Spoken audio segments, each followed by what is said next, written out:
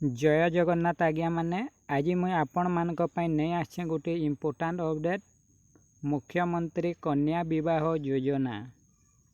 ये पेपर रे काना लेखा है मुई पढ़ी दउछे आपण माने ध्यान देकर सुनबे।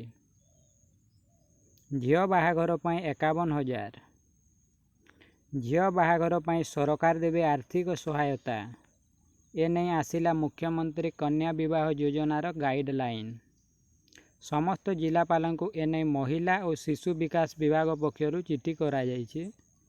एही योजना रे विवाह पाई कन्या को 51,000 टंकार आर्थिक सहायता मिलिबो।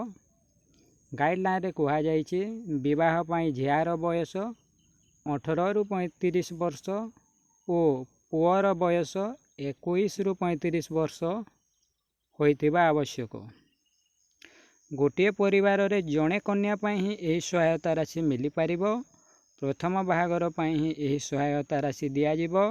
मात्र विधवा महिला क्षेत्र में द्वितीय विवाह पाई मध्य सरकार विचार करी आर्थिक सहायता प्रदान करिवे। इनर एप्लाई प्रोसेस काना अछि मैं आपण मान के नेक्स्ट वीडियो रे बताबी। Thank you.